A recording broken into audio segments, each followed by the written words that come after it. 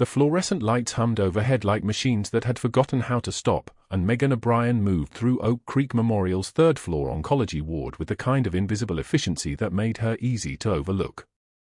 She'd been invisible for 3 years now, and that was exactly how she wanted it.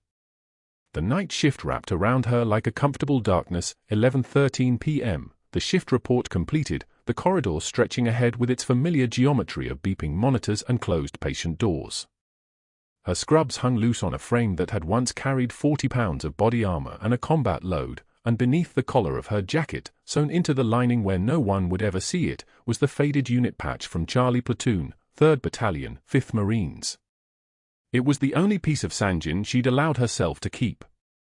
The smell of antiseptic mixed with stale coffee from the break room, and Megan made her rounds with the practiced rhythm of someone who understood that medicine was rhythm. The ventilators wheezed their mechanical heartbeats, the 4 drips counted their tiny seconds, the patients slept or didn't sleep under the weight of their own battles. She'd learned long ago that hospitals and war zones operated on the same principle: stabilize, assess, act. The difference was that here, people were supposed to get better. She adjusted Mrs. Chen's oxygen flow in room 311, checked the port in Mr. Reeves' chest in 315, and documented vitals with a kind of attention that caught what other nurses missed: the subtle shift in respiratory rate that suggested infection, the way certain patients' vital signs danced at the edge of crisis before anyone had named it as such. 3 years of rebuilding. 3 years of letting the combat medic in her breathe under a different name, under borrowed normalcy, under the weight of a secret that had become as much a part of her as the scar tissue in her left leg where the IED in Sangin had torn through muscle and bone, and the life she'd spent 7 years constructing. The leg still ached when the Houston humidity climbed, still reminded her with sharp little messages when she stood too long. But she'd learned to move through pain as if it was just information, just data, just one more thing to process and categorize and file away where it belonged. The oncology floor was quiet at midnight, the way it got when families had gone home and patients were suspended in that strange space between hope and resignation. Megan understood that space. She'd lived in it for 18 months after the discharge, in a one-bedroom apartment with institutional walls, watching the life she'd planned evaporate like rain on Houston asphalt. No more missions. No more command. No more the identity she'd worn since she was 23 years old. They'd given her a medical discharge and a disability rating and a stack of business cards for therapists, and she'd taken a nurse's entrance exam instead and applied to hospitals under her civilian name and pretended that the tremor in her hands was just caffeine. It had taken 6 months before the tremor stopped.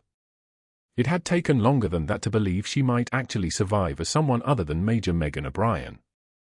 She was heading back to the nurse's station when the elevator doors opened and Dr. Richard Caldwell stepped out in his rolled shirt sleeves and his expression of someone accustomed to being the tallest thing in every room.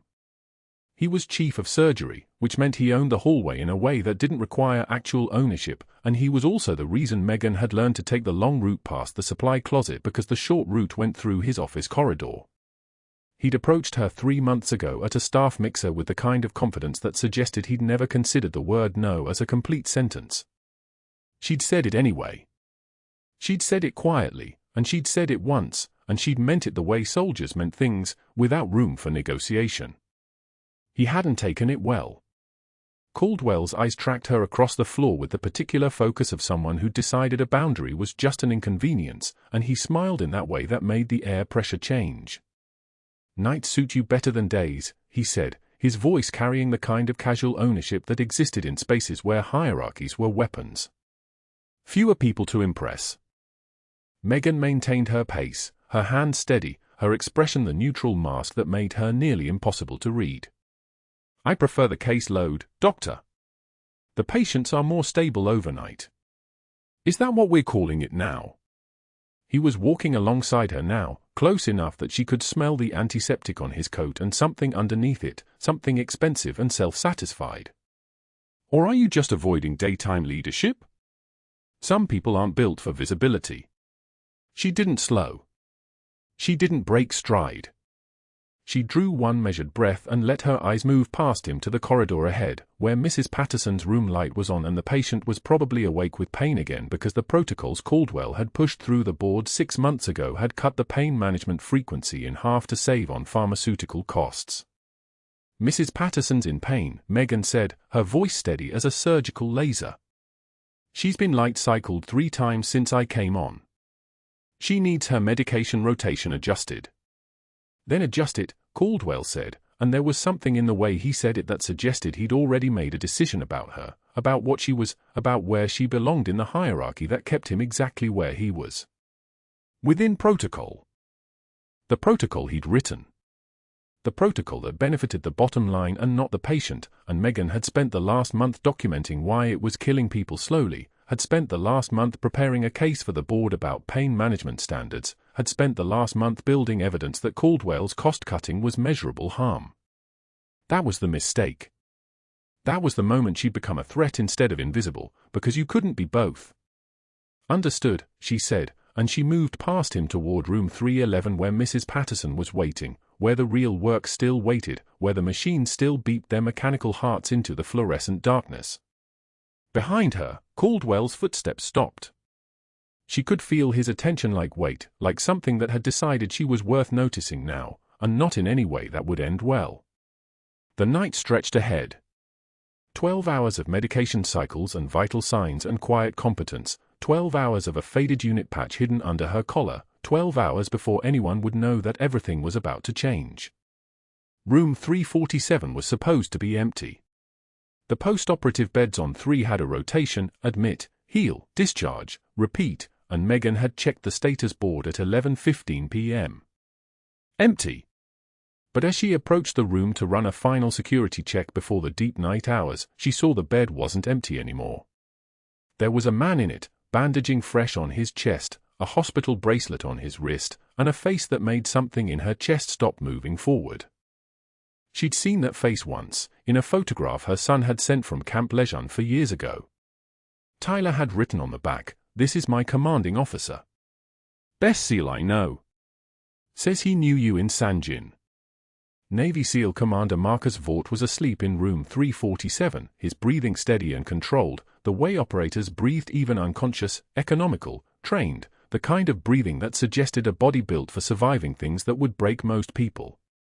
There was a bandage across his left shoulder that suggested whatever had brought him here was trauma-related, probably training accident based on the casework notes that had come up in the system. But what made her stop in the doorway, what made her grip the frame with hands she kept deliberately relaxed, was the object on his bedside table. A unit patch. Faded.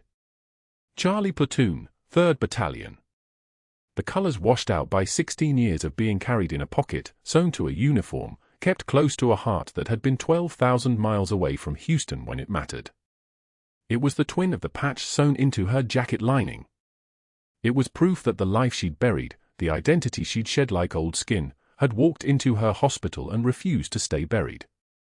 She turned away from room 347 and walked back to the nurse's station, her stride controlled, her breathing measured, her expression the calm surface of someone who understood that wars could be fought in the dark without anyone ever knowing. The clock on the wall read 12:06 a.m. She had 5 more hours of shift, and in that time she would not go near room 347, would not let her eyes drift toward that bandaged chest or that faded patch, would not acknowledge the way her hands remembered operations that had nothing to do with 4 drips and pain medication cycles.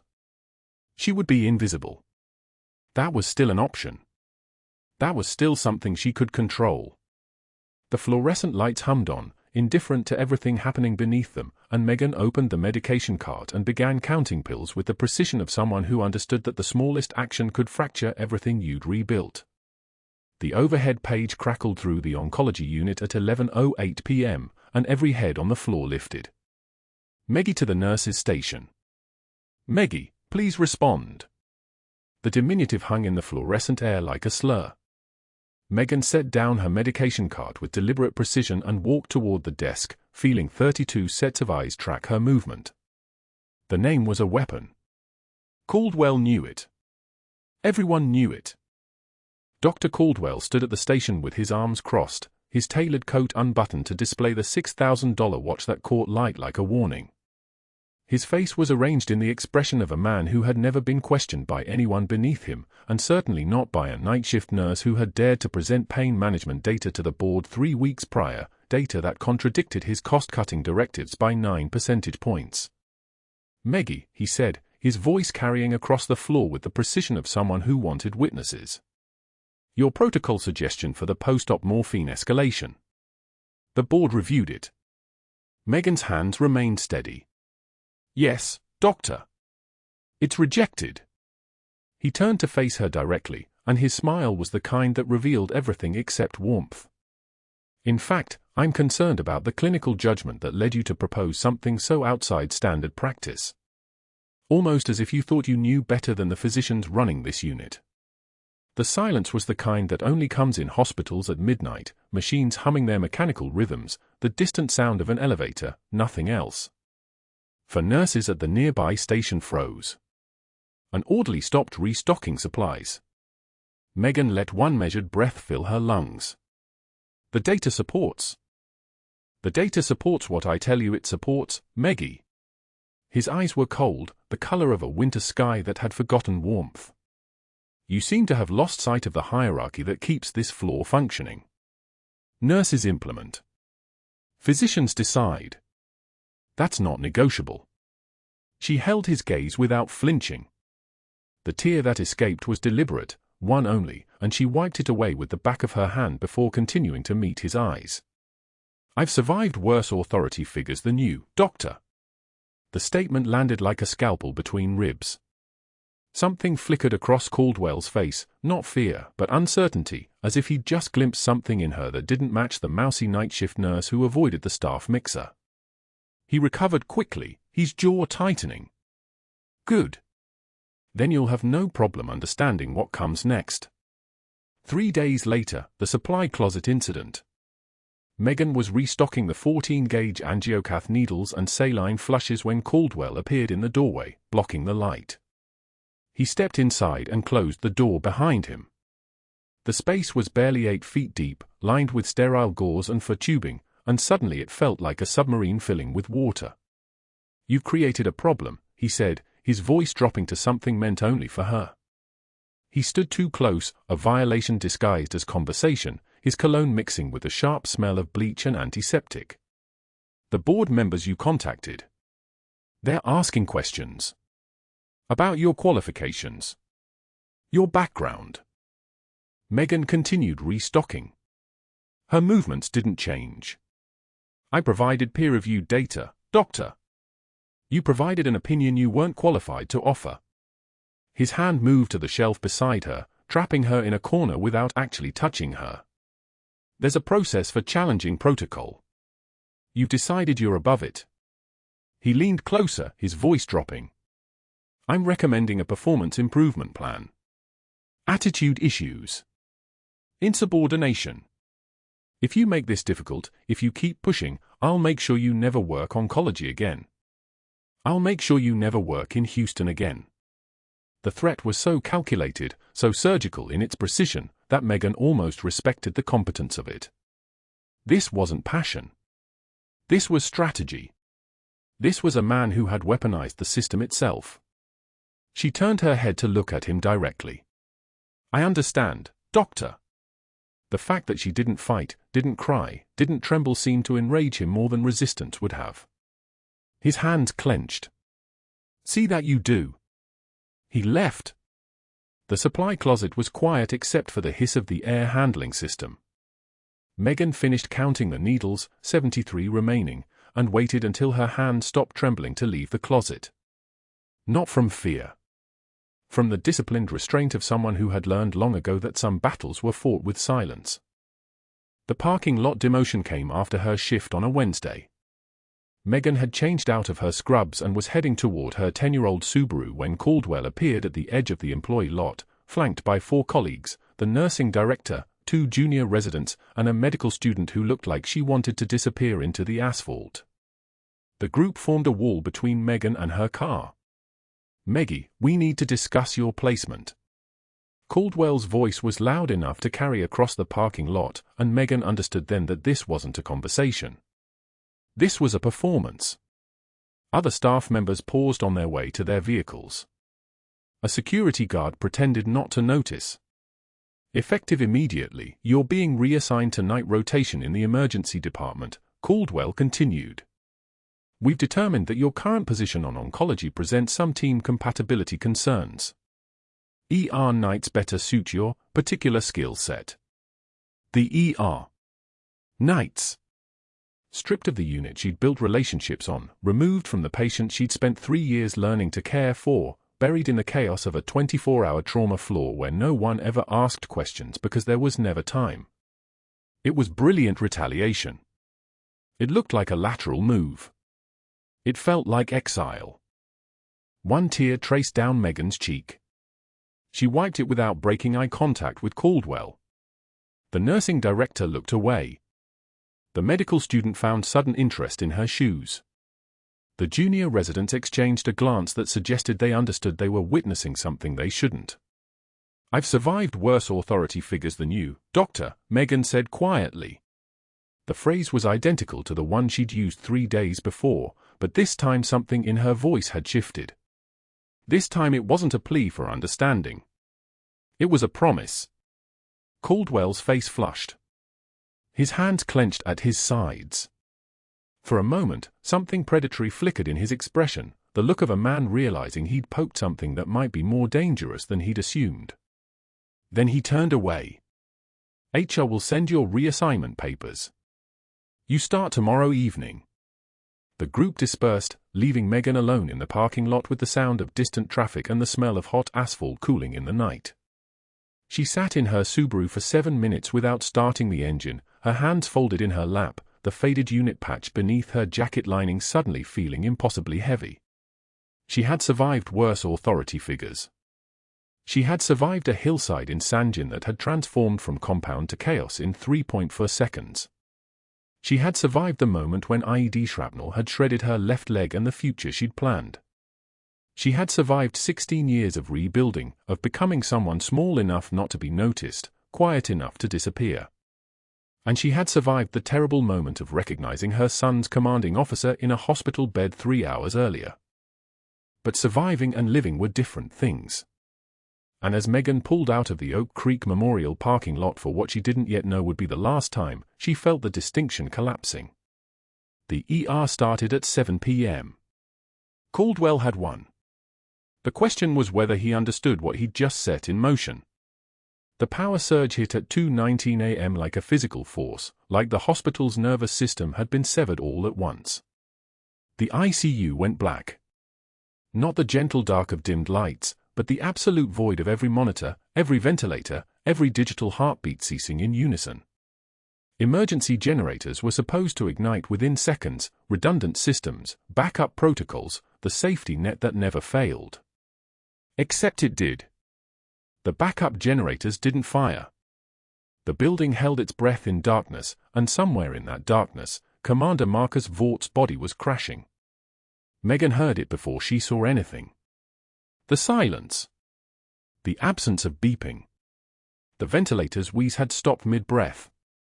Then the shouting started, residents calling out for flashlights, attending physicians barking orders into dead phones, the sound of equipment being knocked over as people moved through blackness with no sense of spatial orientation. The ICU dissolved into controlled panic, which was not controlled at all. She moved. Not toward the shouting. Not toward the confusion. Toward room 347, where she'd checked on Vought exactly 7 minutes earlier. His post-op vitals had been stable. Pressure dressing on his surgical site was dry. Now she was moving in absolute darkness with her hands outstretched, her feet remembering the geography of a hospital floor she'd walked for 36 months, finding the crash cart by touch alone. Muscle memory. Pure muscle memory. The kind that lived in bone and sinew, not in conscious thought. Her fingertips found the defibrillator's metal frame. Cold stainless steel under her palms.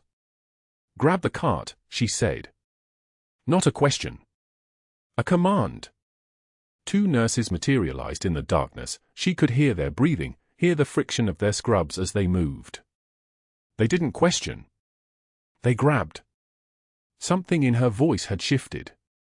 Something in the way she said those 4 words had stripped away 36 months of careful Solilian restraint and let something else surface. Something older. "Light," she said. A phone screen appeared in someone's trembling hand. Not enough light. Never enough. But enough to move.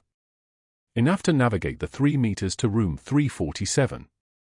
Enough to see that Commander Vaught's chest dressing was no longer white. It was crimson. The sutured surgical site had erupted. Either the pressure of internal bleeding had finally exceeded the tension of the stitches, or his unconscious thrashing in the darkness had torn something open. Either way, his monitor was silent and his oxygen saturation was no longer being recorded because there was no monitor, and his heart was still beating but it was drowning. Megan's hands found his chest. Felt the warmth. Felt the blood. Her voice dropped an octave, and when she spoke again, she wasn't a hospital nurse anymore. Prep for thoracotomy. Now. One of the nurses, Rodriguez, maybe, older woman, experienced but never trained for this, made a sound like a question. Megan didn't repeat herself. She was already moving to the emergency kit, fingers finding the scalpel by shape alone, the blade heavy and familiar in a way that 3 years of 4 needle placements could never replicate. This was a tool her hands had known before they knew how to start a central line. Before they knew anything about civilian medicine at all. Hold him, she said to the nurses. We need to get him to the OR. We don't have time. Megan's voice was steady as a surgical laser, and she was already prepping the site with an iodine wipe from the emergency kit. Incision.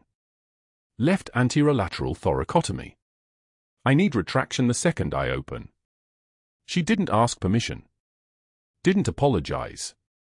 Didn't soften her commands with please fork if you don't mind. The scalpel met his skin, and the first thing she felt was the muscle memory of Sangin, of forward operating base tents lit by Petromax lanterns, of wounded men whose names she could still recite, of the particular resistance of human tissue as steel separated it into 2 parts. She'd been a trauma surgeon's nightmare back then. She'd been someone who solved problems that doctors couldn't reach fast enough. The incision went deep. Clean. Through skin, through muscle, through the pleural lining. The sound was almost soft, the whisper of tissue parting, like opening a sealed envelope with a letter inside that no one was supposed to read. Clamp, left hand, she said. Her voice didn't tremble. Suction, right. Now. One of the nurses was crying. Megan could hear it in her breath. But her hands were moving, and that was what mattered. That was all that mattered. The thorax opened. The darkness was almost complete, but the phone light was enough to see the problem, the left lung compressed, blood pooling, the surgical site on the great vessels beginning to fail. The sutures she could see weren't army issue.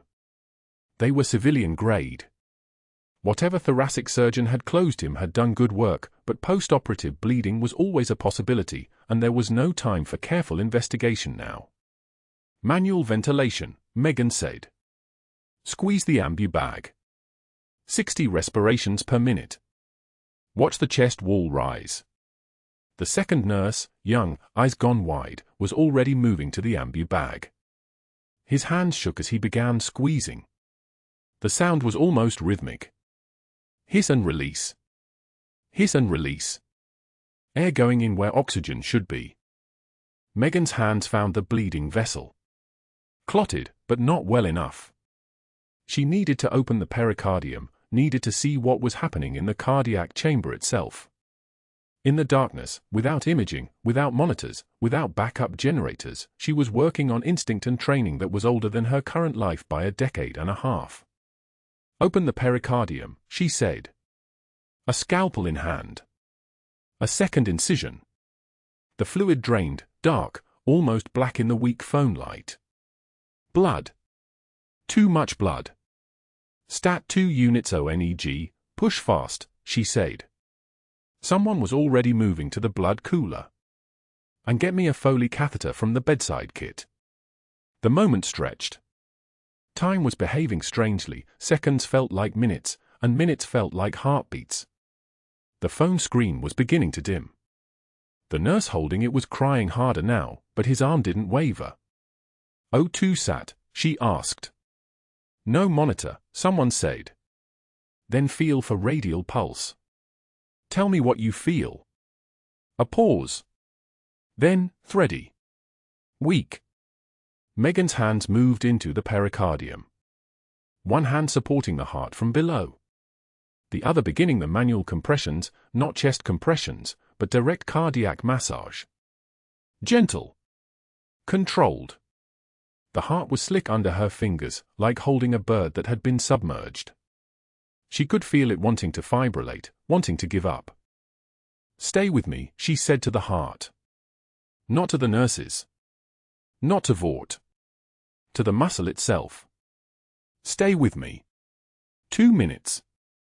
3. The manual ventilation continued. Hiss and release. Hiss and release. One of the nurses was counting compression silently. She could see his lips moving. Standard protocol. Even without monitors, even in darkness, the protocols mattered. Epi, 1 milligram for push, Megan said. Already in, someone called. Check for source bleed. Left lung hilum. Her fingers found it.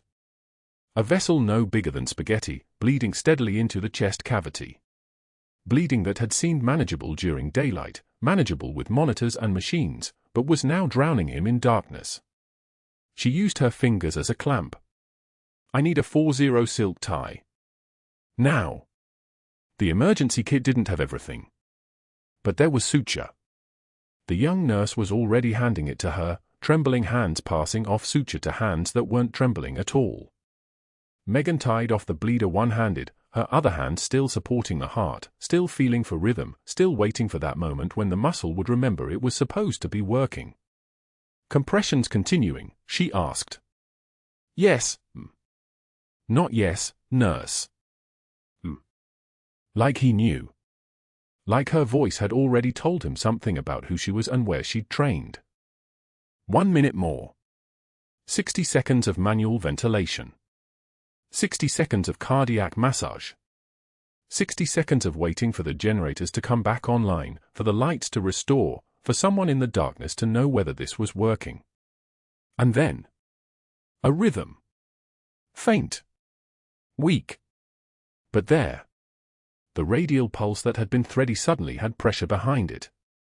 "Keep ventilating," Megan said. "Don't stop. Not for a second." "Pulse?" someone asked. "Check it yourself." A hand found Vaught's neck. A pause.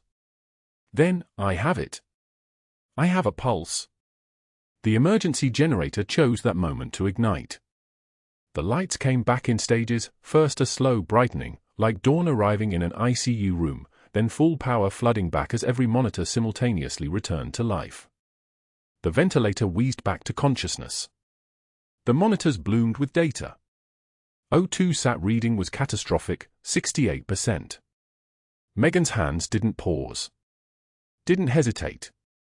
She was already checking the lung for re-expansion, already watching the oxygen levels as the ventilator forced air back into Vaught's system. Her hands knew what they were doing. Her voice knew what commands needed to be given. "Increase FiO2 to 100%, she said. The oxygen saturation began to climb.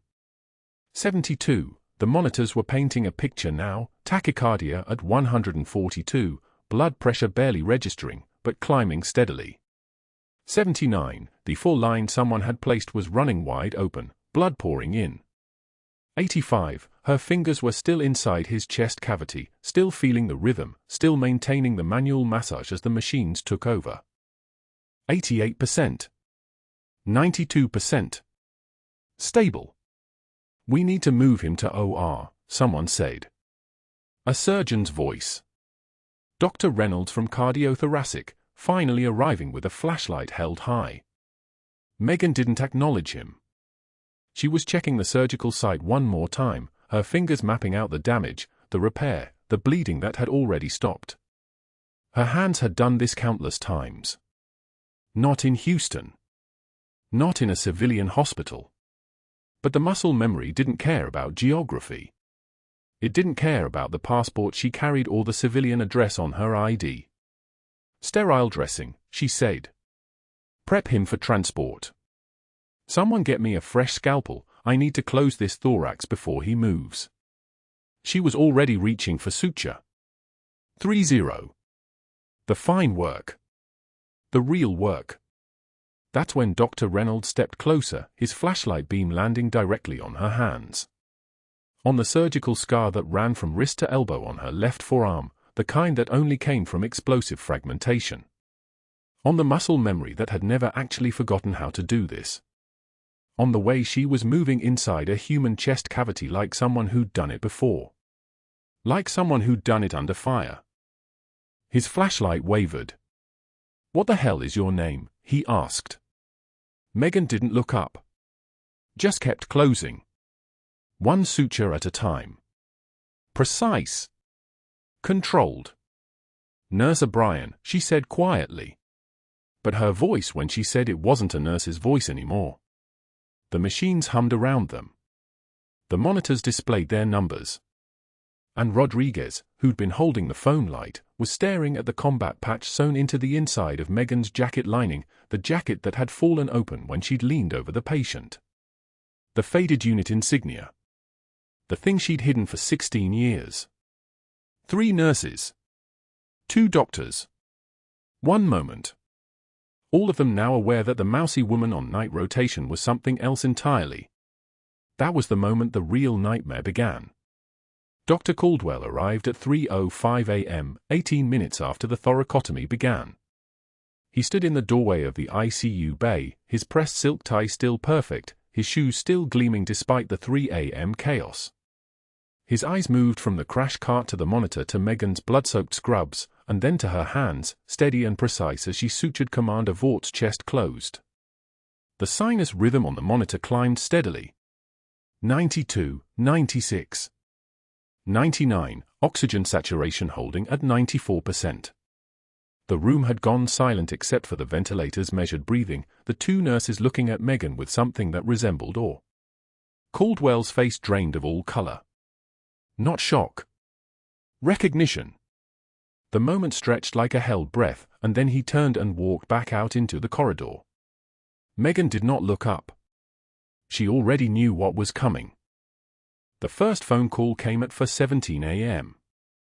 Caldwell, standing in his office with the door closed and the lights dimmed, speaking in that voice he used for board members and hospital administrators, measured, concerned, the voice of a man protecting institutional safety. "I witnessed something tonight that deeply troubled me. Dangerous cowboy medicine. A nurse performing an unconventional procedure without consulting attending physicians. Yes. Yes, I understand the circumstances, but we have protocols for a reason." Megan heard about it through the nursing supervisor. By 4:41 a.m., 3 board members had been called. By 5:15 a.m., the narrative had shifted. Not a save. A deviation. Not competence. Cowboy medicine. Not a nurse responding to an emergency. A nurse overstepping. The schedule alteration came printed on a laminated card by 6:06 a.m. Effective immediately, Megan's assignment had been reassigned. She would no longer be part of Commander Vaught's care team. Her rotation was being shifted to the orthopedic floor.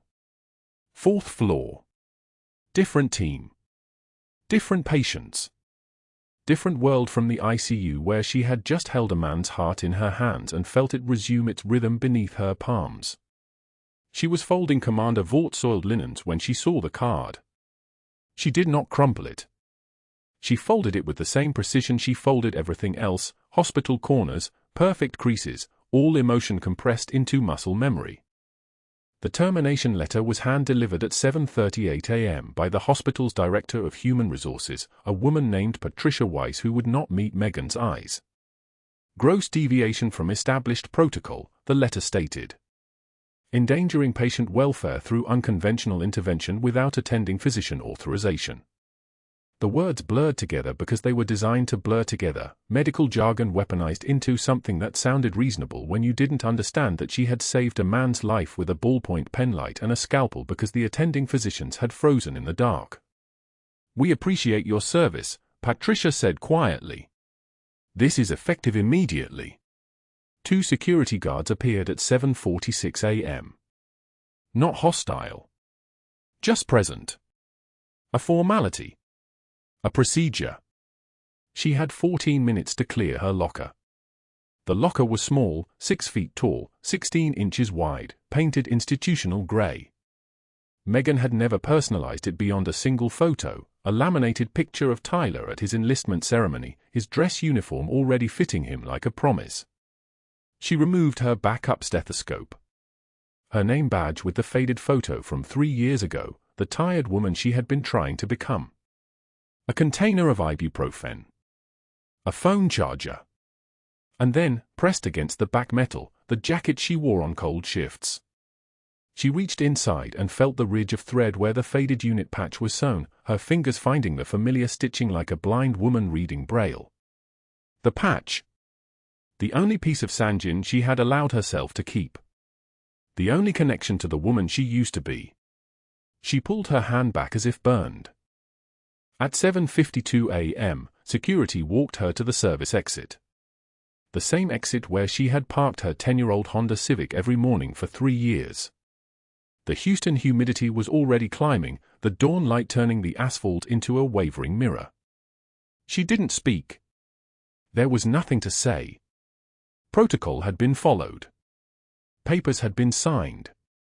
The institution had protected itself, and the quiet woman with the excellent patient outcomes had been removed like a splinter. An hour later, Megan stood alone in the hospital laundry room. She shouldn't have been able to access it, her badge was already deactivated, but one of the night shift staff had left the employee entrance propped open, and she had walked through like a ghost returning to a place that no longer acknowledged her. The fluorescent lights hummed their mechanical song. Industrial washers churned in rhythm. Steam rose from the folding tables in ghostly columns. She held her scrubs, the one soaked in Commander Vaught's blood, now washed and dried, the fabric soft and thin from 1,000 previous cleanings. Blue scrubs. Generic. Replaceable. Like her. Her hands moved across the fabric with precision, folding each crease as if she were preparing for inspection. Hospital corners. Perfect alignment. The same way she had folded her dress uniform 16 years ago, the day after the IED blast in Sangin had taken her leg and given her a medical discharge and a new life that required her to be invisible. Mousy. Quiet. Just a nurse. She smoothed the creases with her palms, pressing out every wrinkle as if the act of perfection could somehow change the fact that she had been fired for saving a man's life. For proving she was more than what Oak Creek Memorial had been willing to let her be. The rain started at 9:13 a.m. She had made it to the parking garage, to her car, to the third level where she always parked, the same spot for 3 years, close enough to the stairwell to slip away quietly, far enough from the main entrance to avoid being seen. The rain came in sheets, hammering the concrete like applause for a performance that had ended badly. She sat in the driver's seat with the door open, her wet hair plastered against her neck, the scrub still clutched in her lap like a child's blanket.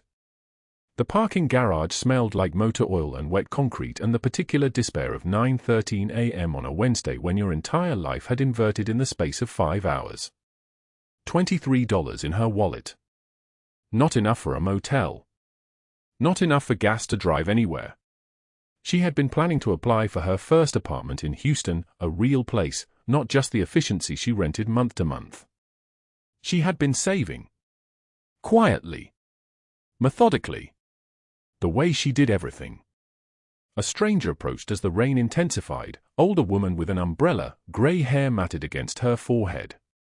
"You need help, honey." Megan shook her head once. Did not speak. The woman held the umbrella a moment longer, then moved on. Some people you cannot help. Some people carry their own weather. She sat in that car for 3 hours. The rain pounded the roof in rhythmic percussion. Her eyes burned, soldiers don't cry, Major, and she was still a soldier even in a blue Honda Civic in a parking garage at 12:33 p.m. on the worst day of her civilian life. She held the unit patch in her hands. She had removed it from her jacket before clearing the locker, the stitching giving way with a sound like a heart breaking. The patch was faded, frayed at the edges, barely recognizable, just like the woman holding it.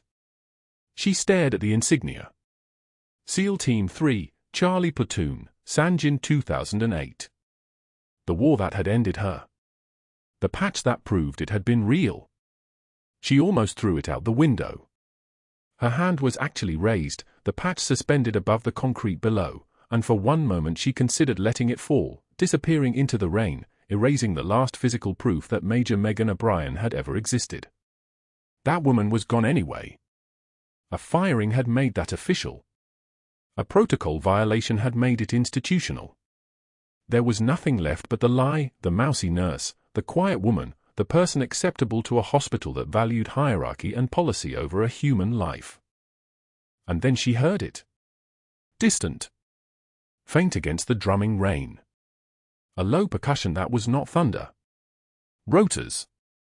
Aircraft rotors, approaching from the southwest, growing steadily louder.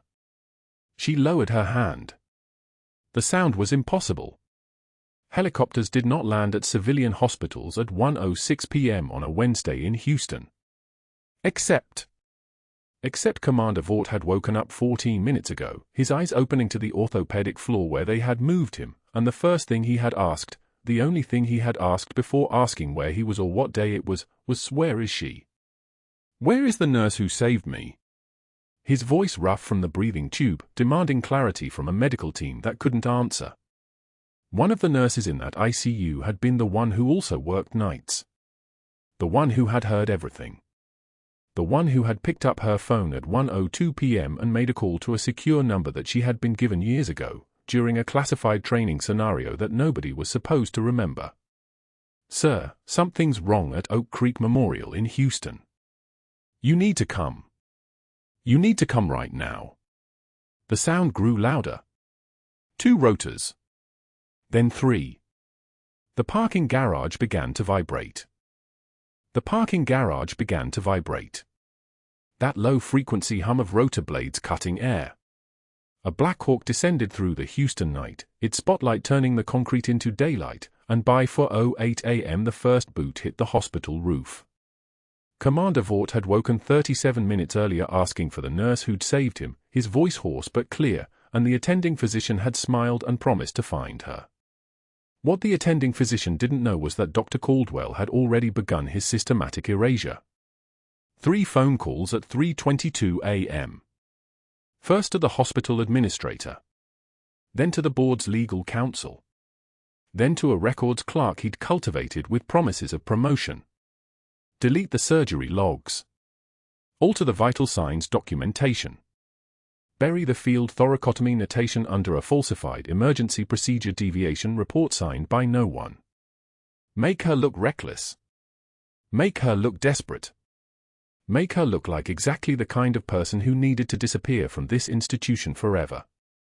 The SEAL team operator in the adjacent ICU bed, Petty Officer First Class Derek Halloway, call sign breaker, recovering from a shattered radius, had watched the entire crisis unfold in darkness. Watched Megan move with the terrifying precision of someone who'd done this before. Watched her hands find instruments she shouldn't have known the location of. Watched her voice drop into a register that made even unconscious patients' monitors settle. He waited until 6:13 a.m. when visiting hours began, when hospital security was thin at the stairwell exits, and he made the call on a burner phone that terminated at a Pentagon routing station. The conversation lasted exactly 90 seconds. "Sir, something's wrong here. You need to come to Houston." The voice on the other end, a 3-star admiral with a memory for faces and names, said only, "On my way," and hung up. Tyler O'Brien was 16 and he was furious. His mother's discharge papers sitting on the kitchen table. Her severance check. The form that said terminated for cause in a font that made him want to break something. He'd gone to his locker at Memorial High School, opened the locked case where he kept her things, Bronze Star, Purple Heart, Combat Medical Badge. The metal case was walnut, military issue, and he'd carried it to his chest like a shield as he kicked open the administrative wing doors at 12:06 p.m. Security moved toward him, but he was already shouting, "Mom, they need to see these," and Megan, who was in HR signing papers, who was trying to be professional about the fact that she'd saved a man's life and been fired for it, looked up to see her son standing in the doorway like a small defiant soldier. The HR director's name was Patricia Chen, and her hands began trembling the moment Tyler opened that case. She read aloud because she had to, because her voice was the only thing keeping her grounded. Bronze Star. Pause. The entire room breathing. Purple Heart. Another pause. Behind them, the elevator doors opened. Combat Medical Badge, Patricia whispered, and that's when Commander Vought limped off the platform flanked by 2 SEAL teammates, his chest still bandaged, his face still grey with post-operative fatigue, but his presence moving through that hallway like a combat patrol entering hostile territory. The room didn't just go quiet. The room went so silent you could hear the fluorescent lights hum above, a sound like electricity under pressure, a sound like the world holding its breath. Vaught's voice cut through that silence like a knife entering soft tissue. That woman holds a silver star for saving 11 men under fire in Sangin, and she just saved my life with a ballpoint penlight and a scalpel. He stopped walking. 2 meters from Megan. His eyes steady as a sniper's. In 22 years of active service, I've seen maybe 5 operators move under pressure the way she moves. 3 are dead. 1 runs a defense contractor. He turned to face Patricia directly. The woman your hospital just fired stopped my heart from hemorrhaging out in the dark. She did that with equipment that shouldn't have worked and knowledge that shouldn't exist. And someone in this building tried to erase it. That's when the office door opened again and FBI Special Agent Torres stepped through, her badge catching the light, her presence carrying the weight of federal authority. Behind her came 2 more agents, and their uniforms said NCIS across the back in letters that made Caldwell's world collapse in real time. He was still in the hospital, still on the 4th floor in his office, still reviewing the altered files when his secretary buzzed to say there were federal agents in the lobby asking about medical records documentation. He had 40 seconds. 40 seconds to understand that something had gone catastrophically wrong. 40 seconds before Torres was standing in his doorway with a warrant that made his knees forget how to hold him upright. Dr. Sterling Caldwell, you're under arrest for falsifying federal medical records and attempting to destroy documentation of a decorated officer's employment, Torres said, and the words came out with the precision of someone who'd said them before, someone who would say them again. The handcuffs went on at 12:38 p.m. Not tight. Not rough. Just inevitable. Security escorted him through the hallway, past the supply closet where he'd cornered Megan, where his shadow had filled the doorway and his voice had threatened her career, and every nurse who'd heard the story watched him pass with eyes that said nothing and everything. Past the parking lot exit where he'd demoted her in front of 4 colleagues, where he'd used the kind of authority that only works when no one's going to stop you, and those same colleagues stood by the nurse's station watching him walk in handcuffs with an expression that looked like watching a king walk backward out of his own castle. The perp walk. The visible reckoning. The moment when power becomes liability. 18 months later, Megan walked past him again.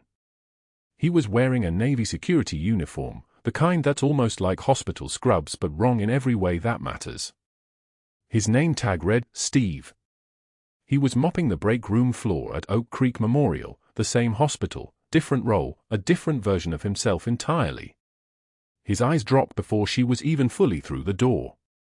That's all it took. That single moment of him not meeting her gaze. That was the real punishment. Not the arrest. Not the loss of license. Not the criminal conviction that meant he'd never practice medicine again. It was standing in the same building where he'd held power, cleaning floors in the uniform of someone no one looks at twice, watching the woman he'd tried to destroy walk past him carrying a title that said a Director of Emergency Medicine on a nameplate outside an office with windows. Her office. 3rd floor. Corner unit with afternoon light.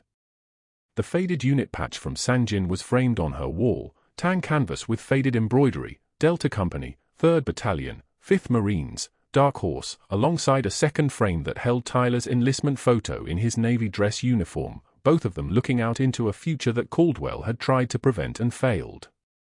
The hospital had announced the reforms 2 weeks after his arrest. A new veteran care initiative. A trauma center expansion. Pro bono services for medically discharged personnel. And Megan had accepted the director position not because of the title, titles were weight, and she'd spent 3 years learning to carry less, but because there was work to do. Because there were nurses in that building who needed someone who understood what it meant to be underestimated. Because there were patients who arrived broken and afraid, and they deserved someone who'd been broken and afraid and found a way forward. She was back in Scrubs within a week. Not because the title demanded it, but because the work demanded it. Walking the floors at 11:22 p.m. checking vitals on post-op patients, her hands moving with the muscle memory that 19 years of service had carved into her nervous system, her voice steady as she spoke to frightened people, and none of them knew that the woman checking their 4 sites had performed emergency surgery in darkness, had been fired and framed and redeemed by a telephone call and a teenage boy carrying his mother's medals into a public place. That was the choice she'd made. Not authority. Not recognition. Not the weight of a title on a door. The choice was the work itself. The choice was staying in the place where people needed help and offering it without asking for credit. That was the quiet kind of power. The kind that doesn't announce itself. The kind that just moves through the dark and saves lives and goes home. The trembling wasn't fear. It was restraint. The restraint of not telling every person in that hospital exactly who she was and what she'd survived and how easily she could do their jobs in her sleep. The restraint of letting her work speak instead of her medals. The restraint of choosing to be just a nurse when she could have demanded to be called major, could have demanded the respect her rank entitled her to, could have made the entire institution bow to the weight of her service. But that wasn't who she'd become. That wasn't who she'd chosen to be during 3 years of rebuilding. She'd rebuilt herself as someone who helped, and that choice, that single daily choice, carried more weight than any uniform ever could. If you've been underestimated by someone who didn't know your true value, subscribe and let me know. And if you think about the moments when the quietest person in the room turns out to be the strongest, hit that like button. Heroes walk among us. Sometimes in Scrubs, saving lives in the dark.